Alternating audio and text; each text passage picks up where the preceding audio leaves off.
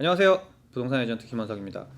오늘은 다들 궁금해하시는 ADU, Accessory Dwelling Unit이라고 요즘 단독주택인데도 뒤에다 집을 한 채 더 지을 수 있게 해주는 그 법안이 통과를 했죠. 그래서 많은 분들이 이걸 어떻게 지어야 되느냐, 또는 내 집이 어떻게 더해질 수 있느냐, 아니면은 지금 있는 집을 쪼갤 수 있느냐, 여러 가지 질문이 많으신데요.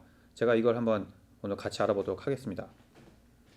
우선 이 ADU라는 것은요, 현재 단독주택인데 뒤쪽에다가 한 채를 더 짓게 해주는 겁니다. 쉽게 얘기해서 투유닛을 만들 수 있게 해주는 거죠.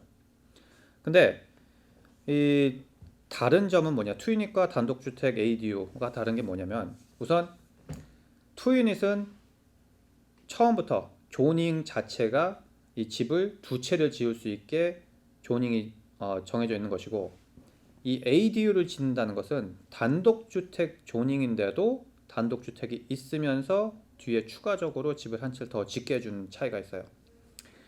왜 이런 그 ADU를 짓게 해주는 그 상황이 나오게 됐냐면, 요즘 이제 홈레스가 많아졌죠. 그 홈레스가 많아진 이유가 이제 당연히 거주 비용이 높아지다 보니까 렌트도 없고 또 갈 데도 없고, 그러다 보니까 이제 정부에서 이 홈레스네스를 없게 하기 위해서 집 주거 공간을 더 넓히자, 더 많은 사람들이 거주할 수 있는 공간을 확보하자, 그래서 단독주택에도 한 채를 더 짓게 해주는 그런 법안을 통과시킨 겁니다. 자, 그러면 과연 이 ADU를 통해서 얼만큼 돈을 또 더 벌 수 있으며, 또 자기 본인들의 그 집 값어치를 얼마나 올릴 수 있고, 또 비용은 얼마나 드는지, 또 어떤 집을 지을 수 있고 못 짓는지에 대해서 한번 알아보도록 할게요. 디태치드라는 방법이 있고, 어태치드라는 방법이 있고, 인테리어라는 것도 있고, 그라지 컨버전이라는 게 있어요. 이 네 가지가 있는데, 우선 디태치드에서 한번 알아보겠습니다. 디태치드라는 얘기는 떨어져 있다는 얘기죠. 그 얘기는 앞에 단독주택이 있고 뒤에다 떨어져 있는 집을 한 채를 더 추가를 한다는 뜻이에요. 자, 그러면 그거에 대한 사이즈는 어떻게 되느냐? 얼마나 큰 집을 지을 수 있느냐?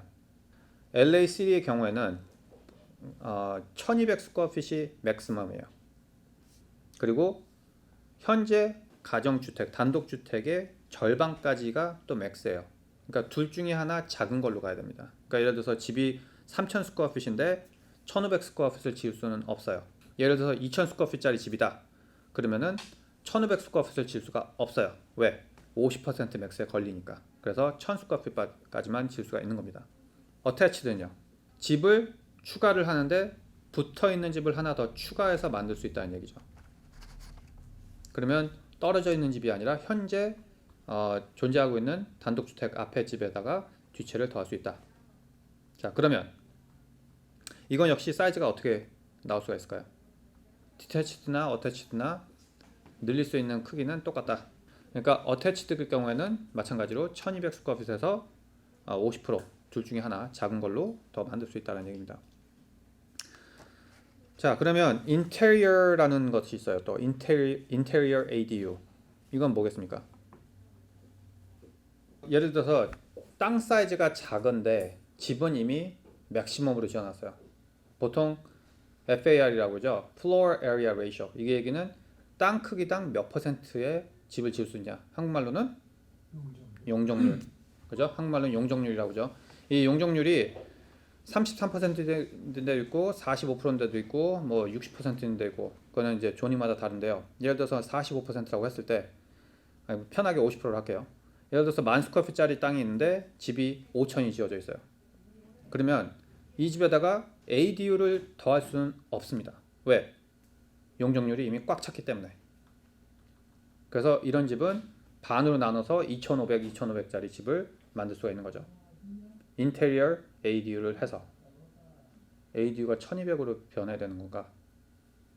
아니면 절반으로 나눌 수 있는 건가? 그럼 1200이야. 맞아. 그러면 ADU가 1200이야. 아까 설명하실 때 그렇게 설명하셨거든요. 네. 작은 거 따라간다. 그렇죠. 그러니까 2,500이 안 되니까 1200으로 바뀌어야 되겠죠. 네. 자, 그럼 인테리어 ADU가 있고요. 또 그라지 아파트먼트. 예를 들어서 전에 그라지로 사용하던, 보통 이제 그라지면 뭐 400에서 600 스퀘어핏 정도 하죠. 이런 사이즈를 유닛으로 컨버전을 하는 거예요. 스튜디오나 원베드 아파트로. 그래서 이 네 가지 종류의 ADU가 있어요. 이 ADU를 지으실 때 또 리퀘어먼트는 그라지가 있어야 돼요. 자, 그라지가 있어야 된다는 얘기는 지금 현재 그라지가 있는 것을 ADU로 변경을 하게 되면 그럼 그라지를 또 지어야 되는 것인가? 그럴 수도 있고 아닐 수도 있어요. 서브웨이나 버스탑이나 이런 퍼블릭 트랜스포테이션에서 그 스테이션에서 0.5마일 이내에 있으시면은 그라지를 다시 지으시지 않아도 돼요.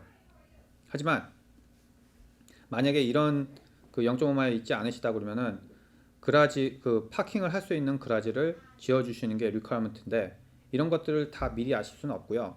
일반적으로 어떻게 생각하시면 되냐면 그 땅 위에 ADU를 짓고 나서도 그라지가 아니라 파킹할 수 있는 자리가 나오시면은 가능하다라고 생각해 보시면 돼요. 쉽게 얘기해서 드라이브웨이에 차 4대 들어올 수 있다. 또는 엘리에서 차 2대 들어오고 앞쪽으로 2대 들어올 수 있다. 그러면은 가능성이 있다라고 생각하시면 됩니다. 꼭 그라지를 또 새로 지어야 되느냐? 그렇진 않아요. 안 그런 경우도 많고 또 어떤 경우는 카포트로도 오케이를 하는 경우도 있고 또는 그냥 빈 땅에 차만 댈 수 있는 자리만 있어도 승인이 나오는 경우가 있기 때문에 뭐 우선은 집집마다 이 상황이 다르고 시리마다 상황이 다르기 때문에 어떤 게 정확한 답이라고 말씀드리기는 어렵지만 차 한 4대 정도 될 수 있는 땅이 나온다. ADU를 짓고 나서도 그러면은 가능성이 있다고 생각하시면 맞겠습니다. 그리고 이 ADU라는 것은 사람들이 거주할 수 있는 공간이 돼야 됩니다. 그렇기 때문에 그냥 그라지에다가 안쪽에다가 페인트만 하신다고 이 ADU로 인정이 되는 게 아니라 키친도 꼭 들어가야 되고 바스룸도 꼭 들어가셔야 돼요. 바스룸도 half bathroom이 아닙니다. 샤워나 바스탑이 꼭 들어가셔야 되고 키친도 오븐하고 싱크가 들어가야지만 키친으로 인정을 하기 때문에 이 모든 복합적인 사람이 거주할 수 있는 공간으로 인정이 되는 것만 ADU로 인정을 할 수가 있습니다. 이런 ADU를 어떻게 파이낸싱을 받을 수 있을까요? 이 뒷집을 하나 지으려고 그러면 우선 돈이 들겠죠. 싸게는 새로 짓는 것 같은 경우에는 싸게는 6만 불, 많게는 뭐 12만 불까지도 들 수가 있어요. 근데 이런 것들을 지을 때 비용을 어디서 가져오느냐? 보통은 이제 돈이 있으신 걸로 지은 게 제일 당연히 편하겠고 만약에 돈이 없으시다 그러면은 홈 에퀴티를 뽑는 방법이 있겠죠. 그래서 홈 에퀴티에서 6만 불에서 12만 불을 뽑고 그것을 집을 짓는 데 사용할 수가 있겠습니다. 또는 재융자를 할 수도 있겠죠. 리파이낸스.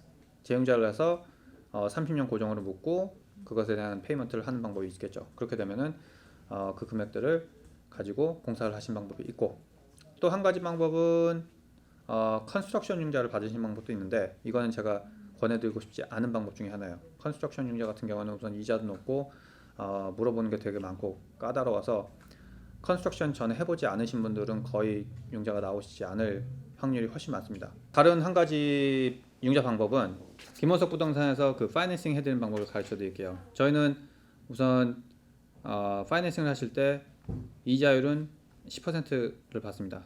비용이 나갈 때만큼 예를 들어서 2만 불씩 공사 비용이 나갔다. 그럼 2만 불 나가는 거에 대한 10% 연이자 10%를 지불하시고 가져가시면 되고요. 그리고 그 완성이 됐을 때 재융자를 하셔가지고 저희 융자를 갚아주시는 방법이 있어요. 그래서 ADU를 지으실 때 저희 회사를 사용하셔도 되고 아니면은 저희가 재융자나 홈 에퀴티 받으신 걸 도와드릴 수도 있겠습니다.